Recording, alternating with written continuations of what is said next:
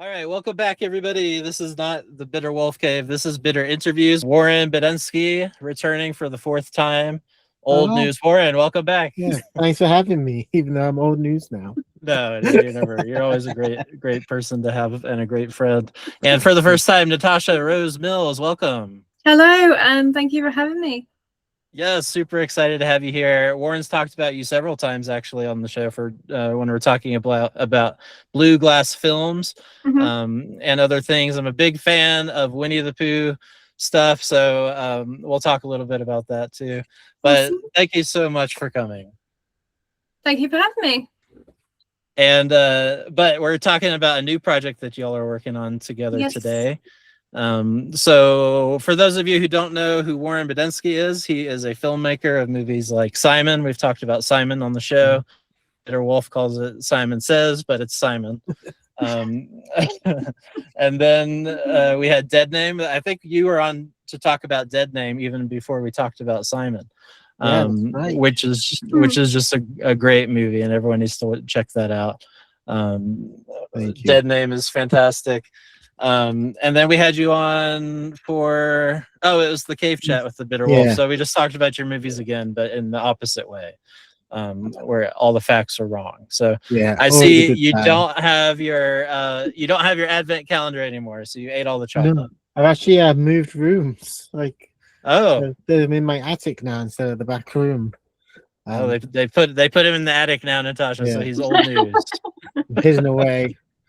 I was just thinking I need to get some posters or something up. And advent calendar every time.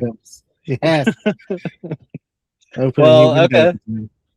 And Natasha Rose Mills does a lot of different things too. So Natasha, this is your first time coming here, so we'll introduce you a little bit more. But you are a filmmaker as well. You're an actor, you're a producer, you are a coach, and you have lots of different courses that you do. Yes, I do all that as well. Yes. Can you tell us a little bit about what do you want people to know about you? Just where to start, really. So yeah, I'm an actor. I was in Winnie the Pooh, Blood and Honey, which a lot of your viewers probably know.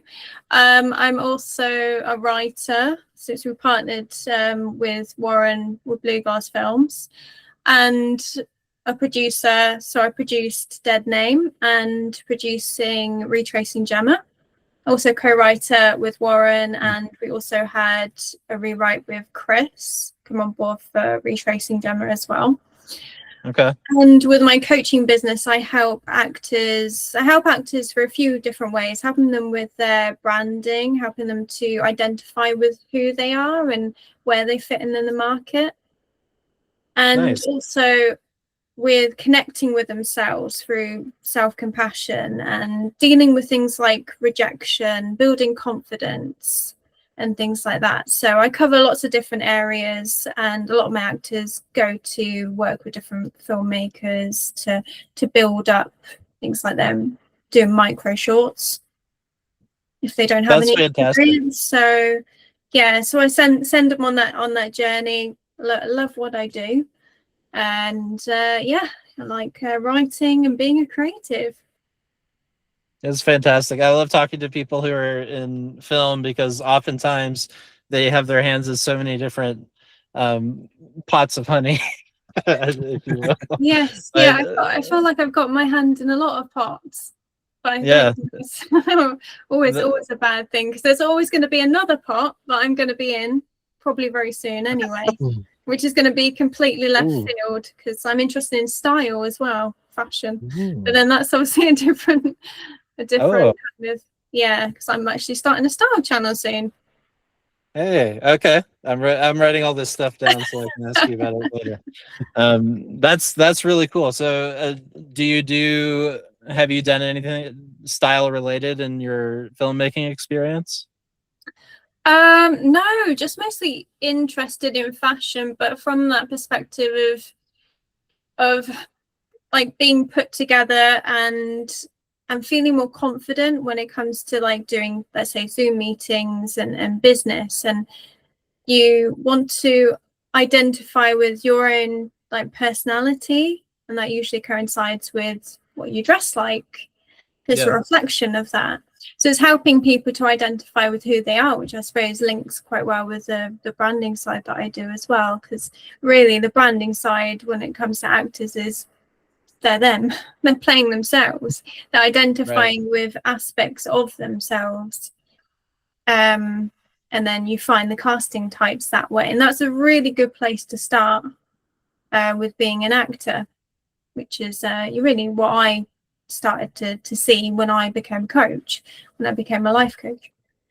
I love that. And I love that you do in your coaching. So you do acting, but you're also helping actors figure out some of the emotional side of I guess the experience of acting and the outside of it too, because that will have repercussions outside of it.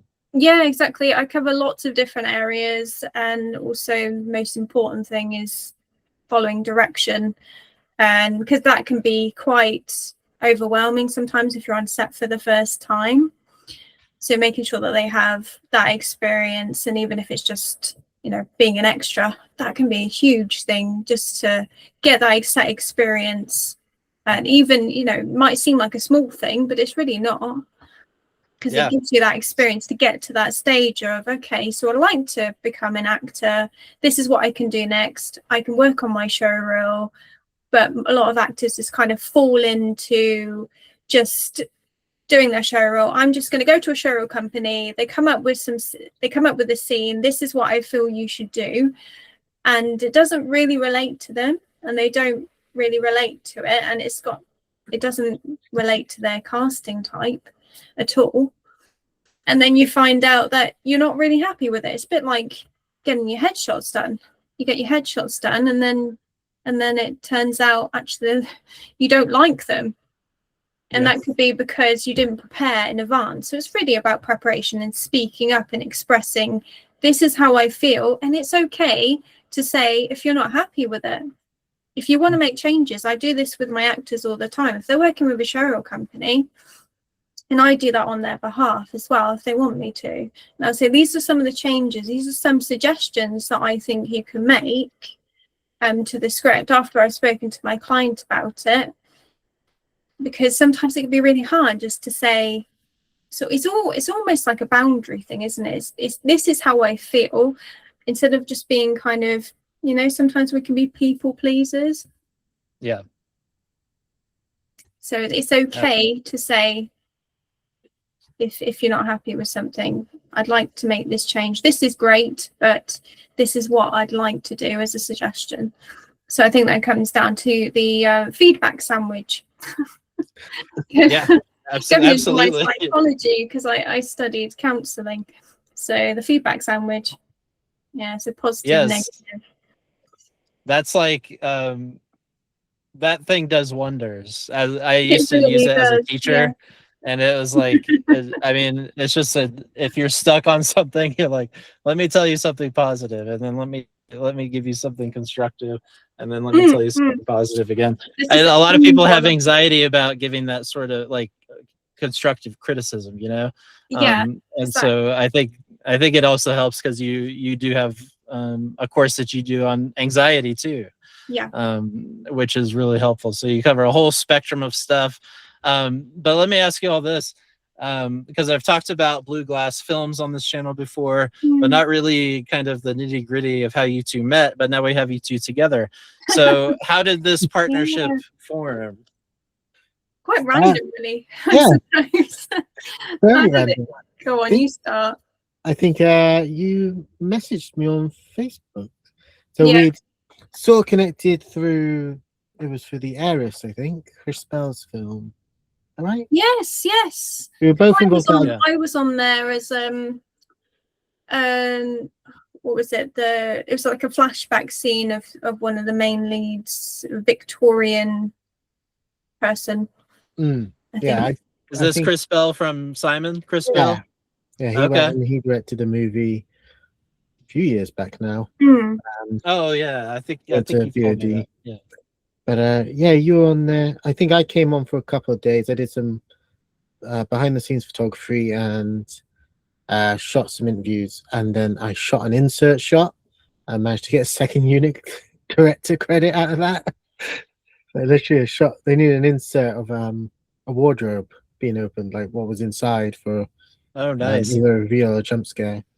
I've angled a second unit director Great. label like that. And I think you just connected with everyone on Facebook.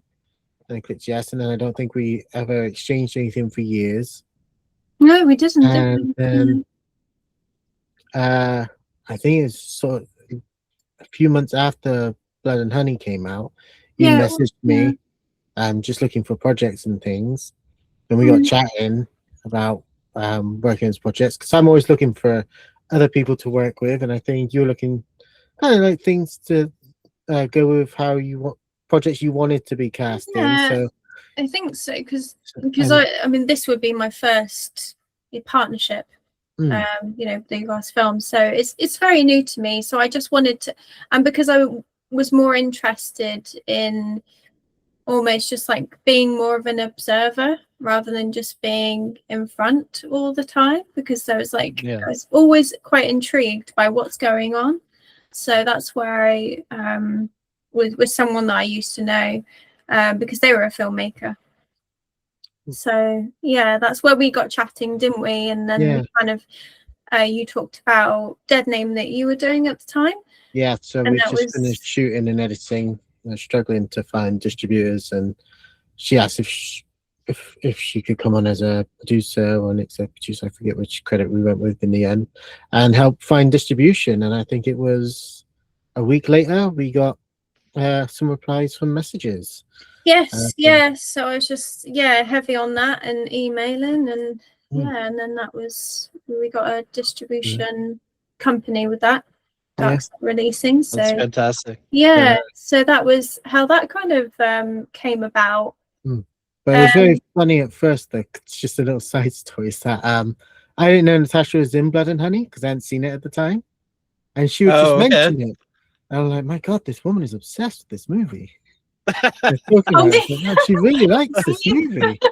And I watched it and I was like, I think I IMDb'd it.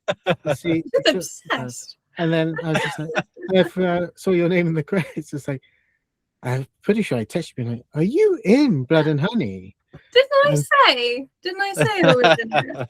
I think it was. I think I must have missed it on what. Right. I was just like, wow, you're a huge fan of this movie. Like, I go, and then I was like, wait, are you in this? You're like, yeah, that's why I've been talking about it and the people who are in it and stuff. Oh my God! I didn't even know. Did I skip that part and say I play like Jess in Winnie the Pooh? Blood and Honey. Did I actually skip that That's part? Great. Went you like halfway through or something. I just remember. I can't remember that far back. She was. I must have missed it on the initial thing. Like, oh, cool.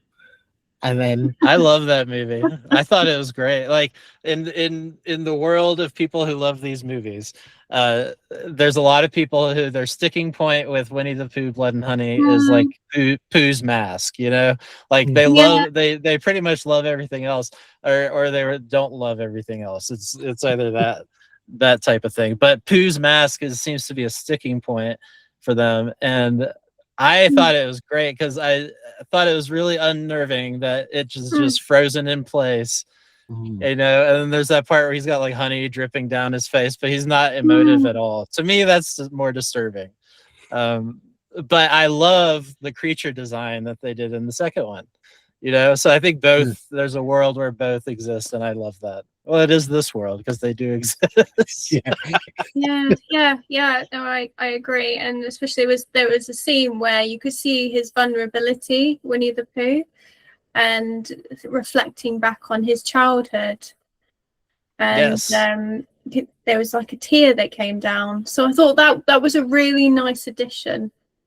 Yes, exactly, and that was another thing I was thinking of, and even beyond the honey dripping down. That's and the second one, they tapped into that even more, I think, from my memory. I have to go back and watch it again. But are we going to see you in the future, Winnie the Pooh? Everyone keeps asking me that. I'm not sure. I'm working on other things at the minute. Yes, my manager puts me forward for things. So and obviously, you know, I'm working really hard on Retracing Jemma.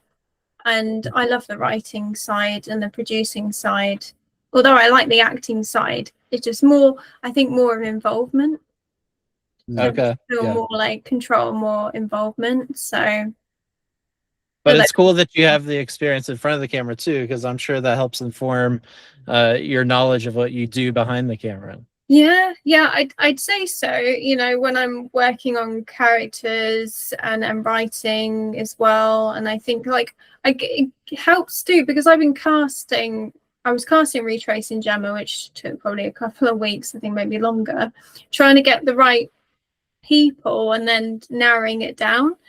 But it gave me an idea of what I was looking for. I think because we had like rough outlines of character briefs, didn't we were going with. Yeah, so I think I very much sort of almost blank slate everyone in my mind, and then piece characters together as we get actors in. And I think Natasha is really good at having a very clear picture of these characters and being able to be like, this is what we put in the script. This person is what you've got on we've got on the page here. So I think, yeah, and I think just that just kind of see someone and feel like that person's a good fit, or maybe I think this person would fit better according to just them as a person.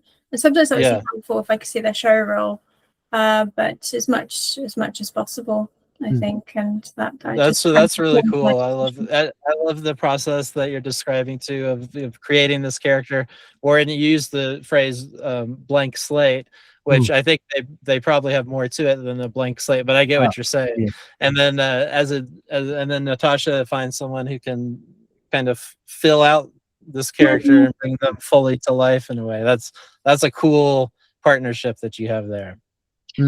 I think as well, when we started to cast, so when I started to put the cast together, the characters started to come more to life, and I think it informed the directions that we were going in with different characters, because we could kind of see them. At least, you know, that's kind of when working on the script, if we wanted to make changes to it, and it just really brought them more to life, so you can kind of see they're not just, it's not just a script now, it's just not just like people on a page, characters on a page.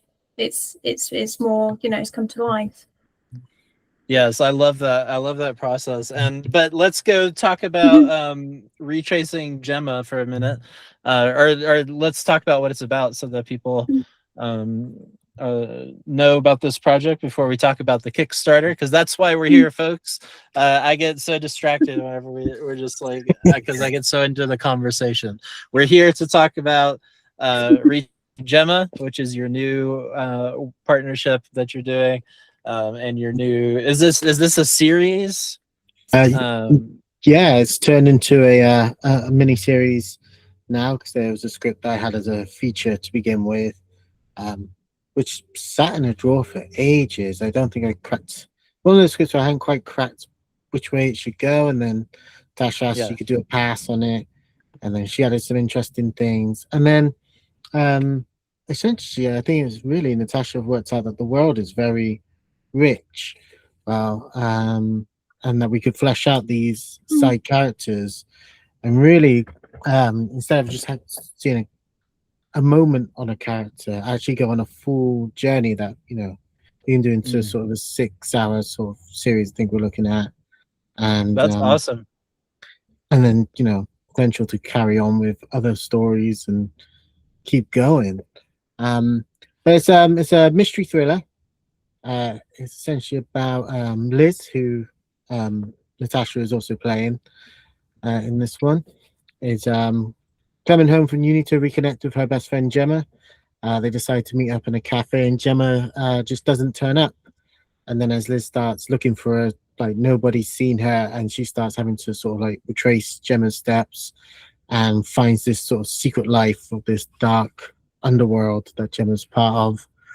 That how about these short descriptions? But okay, underbelly of these like secrets and things get uncovered as Liz navigates these steps in Gemma's life.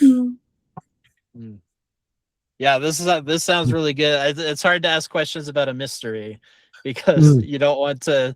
I don't want to get into too many of the plot details about it, but mysteries are always very compelling to people, especially whenever you're used to watching horror from a filmmaker, and then Love and Vengeance is more of a thriller, I guess. Didn't talk about Love and Vengeance. I'm sorry. We'll talk about that. But yeah, I think this one's got a really interesting blend. So with my writing and things, I was coming from a side of like getting that sort of David Lynch Twin Peaks vibes, particularly the season 3 version. It's a lot darker and things, and Natasha's bringing more of like Sneaky Pete and you know, and then working in the confines of TV with it, and you know, where we can't go too far in excess, but we're gonna make it very interesting, sort of visually, and how we can work within those confines, which is actually very very interesting and sort of kind of a fun challenge, I find, instead of like a hindrance, if you will. Well, it's interesting to see. I think like people, they love. It seems like the length of an episode of television seems to be much more digestible for the average viewer now. It's know, unless if you're someone who loves to watch movies, an hour and a half to 2 hours is no big deal. But it just seems like that. But it also is nice because then you end up giving them 6 hours of stuff, so you're actually getting to dig into these characters more. Yes, exactly. That's my point. Exactly what you mentioned about is helping you to go into the different characters' lives and seeing them on a journey, and rather than sometimes what you see when you're watching TV series or a film, you just go and on a journey with one character. So let's say they've gone missing or something, or something's happened to them, and that's it. But in this case, with this, and particularly I was really interested in Sneaky Pete and the different directions that the characters can go down, and how everything could be interconnected when they have these different relationships and the people that they meet. So I think from that perspective, it really draws the audience in, and they can really start to get a picture of these different characters' lives. That it's not just they are living for one person. They have their own lives. They have their own struggles, regrets, and also some of the things that we mentioned about desire for belonging, connection, and communication is a big thing, where a lot of relationships break down when there's no communication. And as we can see in the pilot in particular, that these characters aren't communicating with each other, so which is a consequence of the situation that happens. Yeah, this sounds really good. Is there is this going to be a really big cast? Because I know in a lot of blue glass films in the past, the casts are relatively big. I think like Dead Name had a pretty big cast, but this will give you a chance to dive into each of their stories more. You mentioned the Twin Peaks connection. You know, that's the first thing that comes to mind is some mystery at the center of this town and you get to go down all of their paths. Yeah, and it's going to be quite a big cast. You know, so the film version was quite a small cast, but again, when Natasha started expanding it, it's like, you know, some side roles, suddenly it's like, oh, we have, you know, Gemma's mum and Liz's mum and how these things affect them. But it's like, oh, but Gemma's mum might have her own side story that we can go down and inform on some of these other decisions. So we might get flashbacks, things. And say characters I had for a scene in the film script version now will have overarching stories that go on. Oh yeah. Which if we get to do a whole series would be fantastic to see come to life. Yes, exactly. We have to make the pilot come to life. That's part of why we're here, right? Yes, indeed. Yeah. But there's a lot in the pilot that you can see the different story, and especially Liz in her journey, in her story, and some of the struggles that she's going with, or trying to decide if something is the right decision or not, as well as her relationship with Jem, and then her relationship with her mum. So everyone's got their different challenges, as I mentioned about, and then also some of the other interconnected characters like Ash as well, which is more of a comic book relief kind of character. Okay. Where he kind of says things at random moments just to kind of fill silence, but almost like because he doesn't want to show any vulnerability, which a lot of people do kind of as a defense mechanism. Absolutely. And I love that in a feature-length film, if you had to cast this size, a character like that who's the comic relief would pretty much just be the comic relief. You know, a good performer will give them that nuance there, but you're not going to have any time to explore it really. But that's what was interesting to me. So whenever you first wrote this as a feature film, did the story, like the overall story arc, change at all because of how you were able to explore?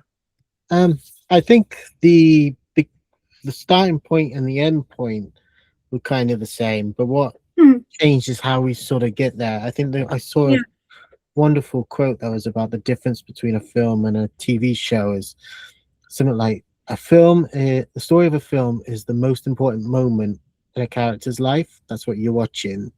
While a TV show is the most important journey of a character's life.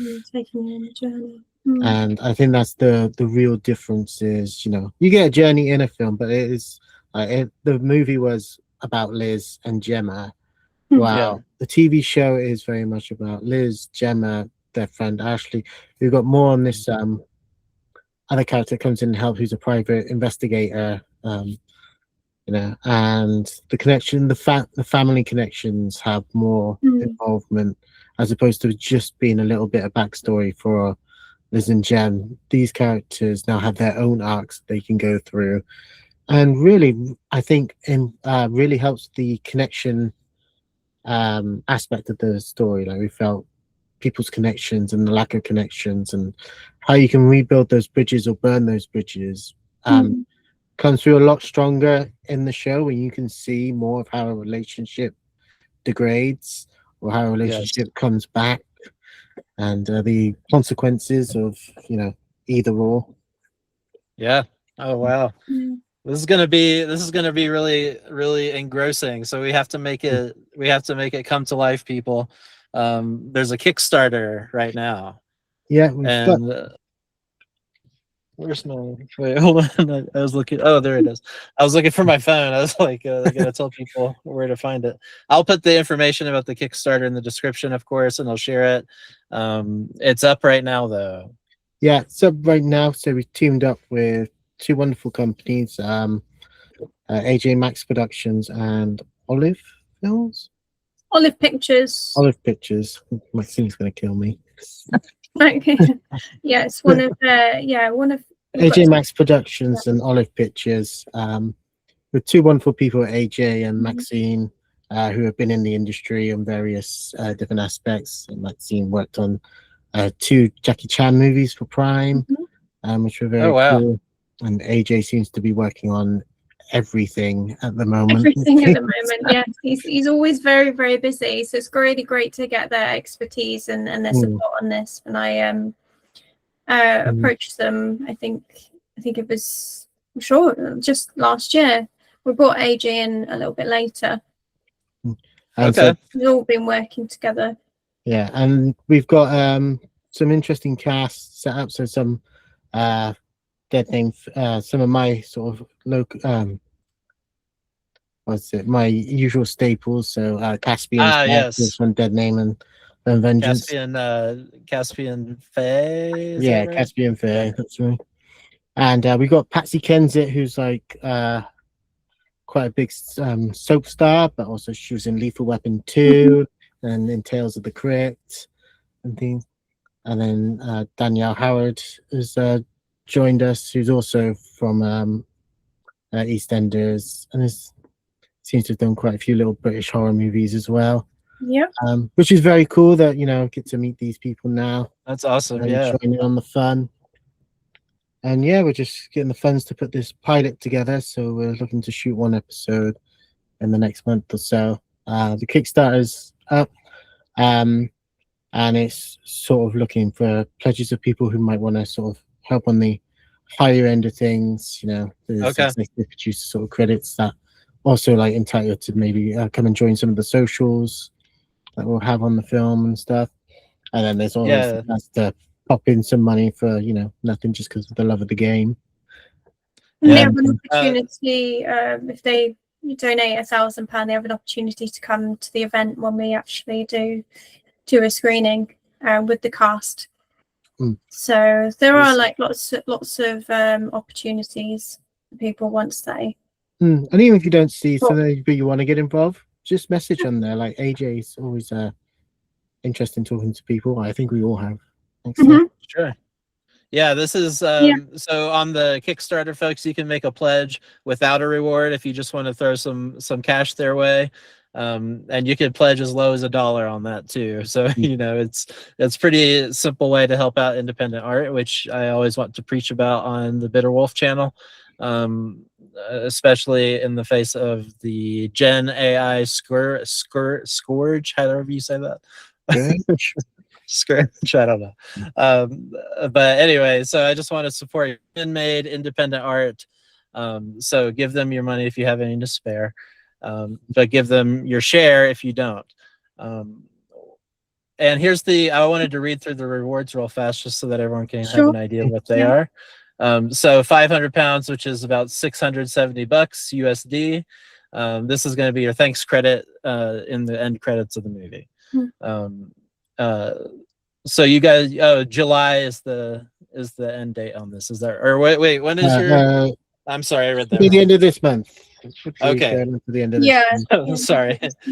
To the end of April. There we go. End of April, folks. So that's what you have to help them out on this.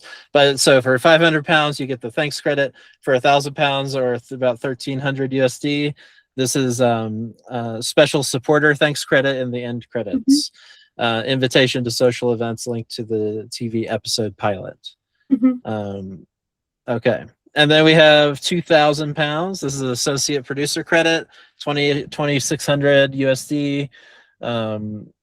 So this is the shared associate producer credit in the end credits, invitation to an after party and social event with the TV episode pilot. Does not include plane ticket to the UK, folks. No, I suppose not. Yeah. But if you can make it over, we'll buy you a drink. Yeah, if you can. If we can. Okay. Thank you. If you're in the UK, definitely do this, especially. But if you're not, definitely go to the UK. I'm sure it's lovely to visit. Executive producer credit here, so that's going to be £5,000, about 6,600 USD, and this is going to be your behind-the-scenes experience, so you can join them on a shoot day. Contribute to the first cut of the pilot episode. So what do you mean by that? So we're trying to figure out details of AJ on what that actually is. Then you get to see the rough edit, and if we might be able to set up like an online link so you can see an editing session. But editing sessions, unless you want to be an editor, can be a little like dull if you're not the director. Yeah. But you get to sort of see a rough cut of the episode, so you can have a chance to pop on notes and be like, oh, do you think that scene's great? Linger here, like the usual sort of notes that you might give as a filmmaker. That sort of experience and seeing how that kind of comes together. That's great. I think these are really good perks for people. That's not all either with the associate producer one, or I'm sorry, executive producer one. Get an opportunity to meet the cast and crew as well. And get your name in the credits. So I think those are all really good perks for 5,000. Yeah, and I think what AJ's sort of more trying to hint at is just being a bit more collaborative than most of these things where you just sort of receive something and then it's goodbye. It's more like, oh, you get to kind of get that producer experience a little bit. And have a little bit of a voice in the project and see how producers deal with neurotic directors and other producers, and just see how the sausage is made. Yeah, I think I love that. I think anytime I have expendable income, if there's some perk on one of these Kickstarter things for a film, I always want to get one of those because I think it's really fun. I mean, it's important to contribute to art for many different reasons, but I also just like to be a part of that creative process, like you're talking about, and it's so much fun. Yeah, it's so cool to help other people as well. I contributed a couple times going to do that, and I mean, building up the community, we got to support each other. It's like everyone's trying to raise money for their different funds. I mean, for their different projects, and it's really hard. So, I like that about the horror community. I can only speak for the horror community as far as that goes. It seems like people are willing to help each other out. It's such a good community. Best genre for me. Yes. What about you, Natasha? Well, it's a different experience if you're acting, I think, in a horror film. Oh yeah. Okay. I don't know. There was one that the death scene at the end, which just said Warren hasn't seen it yet. But I was very disorientated. Oh really? Because I had to get into character, and I do it in a very specific way of actually being the character. So so it's like, it just felt very disorientated, like just kind of separate from my body. And it was just really, really strange feeling to have. Because I remember before I did that, they said, so, okay, so we're going to do a death scene, and we're going to send you, that Texas Chainsaw Massacre. You know, when you get that person gets taken out through the door, the car door. We're just gonna rip you out through the window. Actually, that might not be very safe. Oh my god! That just occurred all of a sudden. That's so wow. So but okay, so then we'll do this instead. So they've said they're very collaborative as well. Being on set, it's very much like a community. I really enjoyed it. Being when I did the Winnie the Pooh. I think when they told me for the first time, I just thought it was a joke. It's just such a okay. I was thinking Disney. I just think, okay, this is just odd. It's just a written odd script. But actually, I thought, it's quite. It'd just be a bit of fun. Yeah, and that's really. It is fun. I'm a big fan of that whole Poohniverse thing. I wrote a thing about all the Poohniverse movies that had come out until that point. But I just think it's great fun, and it also helps to remind us not to take things too seriously. Because a lot of people, I saw people get seriously offended by that. And I'm like, come on, we're talking about a talking little bear, a stuffy old wuffy old bear, or whatever he is.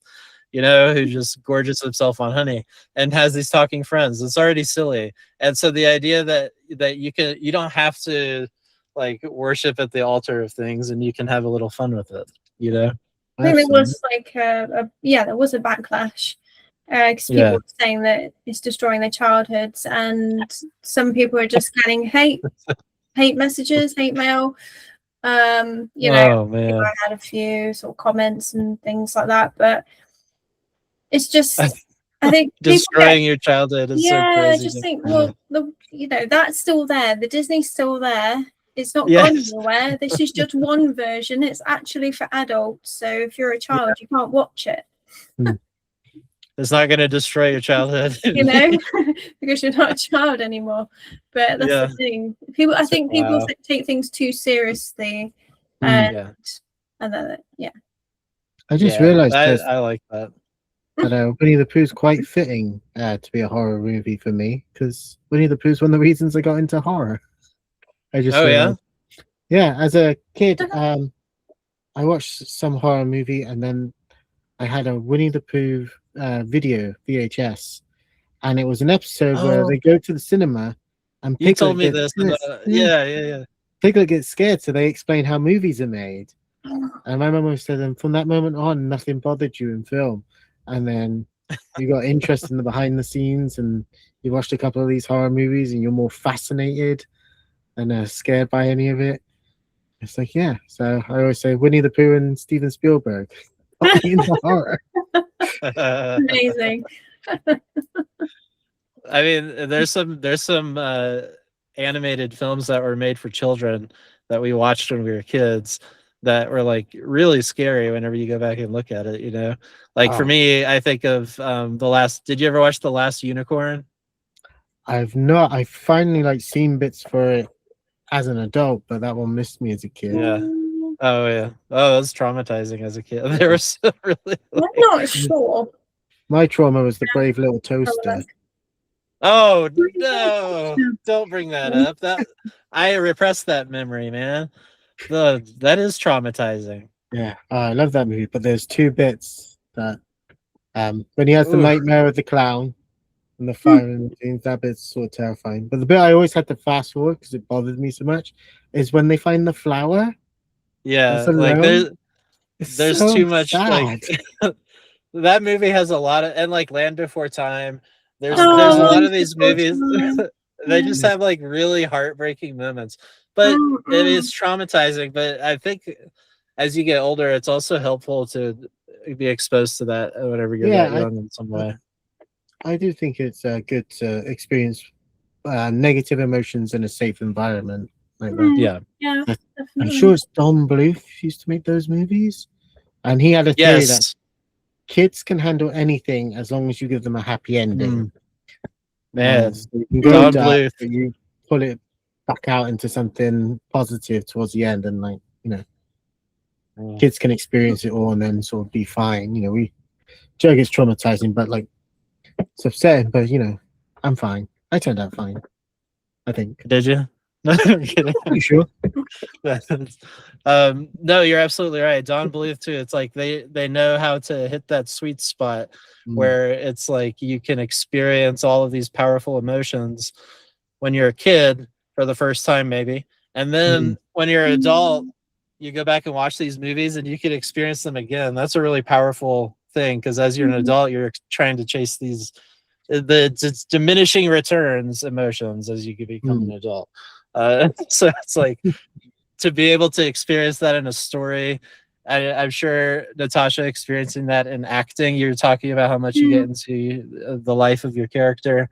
Yeah, and that could be, I guess that could be safe or unsafe depending on the circumstance. Like, I think that also depends on how you what your process is, isn't it? Because some people use method, and I think that can be unsafe. If you're drawing on your own personal experiences and that's all you're using, then you're not really getting into character and understanding the story behind it. You're just using your traumatizing yourself, and that's not safe and it's not a healthy thing to do. But I think every actor has probably explored that, especially if they were just starting, or maybe the people still do, because I have seen teachers teach method acting and I just shake my head, especially if they're using their trauma and it's, you know, someone's passed away, and the teacher's asking them to use that as a tool. Yeah, that's and intense. Yeah, I think with that in mind, it's just using something, seeing how you can relate to it, but using it as a tool if you've been able to work through it, not using it to re-traumatize yourself. So you just and I think again it's just understanding the character and the story, isn't it? It's the character's journey and most important thing. That's a really great insight. Because I have not been in that world, so all you hear are these terms like method acting, blah blah blah. You kind of have a stereotypical view of it, I suppose, or you associate it with like specific incidents from really famous people. And part of me started to wonder, like, if those incidents were the result of re-traumatizing yourself and lashing out because you don't realize that's what you're doing. I don't know. I think with that in mind as well, because if you are just just re-traumatizing yourself and using your past as a tool. You're disconnected by what's going on in your surroundings as well. And the most important thing in acting is your internal and your external, and how you're able to connect to the other person, not just yourself. And that can be a challenge in itself. That's really great insight. I could talk about this for another hour, but I'm going to move back to to remind everyone about the Kickstarter for a second. So again, I'm going to share this in my description here. I'll share links on my social media, on Instagram and on Blue Sky and on YouTube. And I think that's all. It takes too long to maintain all that stuff. Don't you think? I mean, on all your socials, because you forget sometimes which ones you've got. Yeah. And then I've sort of been transitioning away from X onto Blue Sky. I haven't got Blue Sky on my phone yet, so it's really neglected. Well, Instagram Blue Sky is frustrating here in the States. I don't know how it is in the UK, because it's banned in certain states. Oh, really? Yeah, so it's like and as a traveler, I go in between. As Warren knows, last time I talked to him, I was in Florida on the opposite side of the country. Now I'm in Arizona. Arizona has it banned for a while, and then you just get around it with a VPN. But yeah, it was really weird.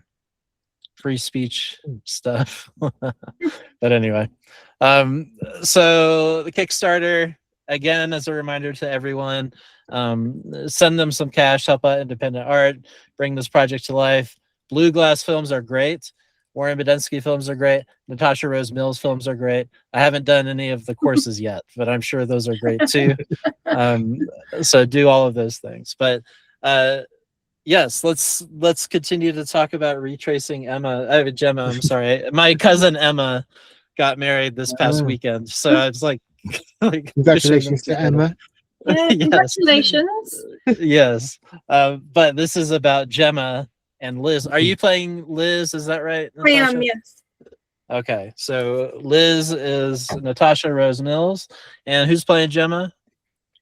We've got Daniel Harold, who's going to be playing Jemma.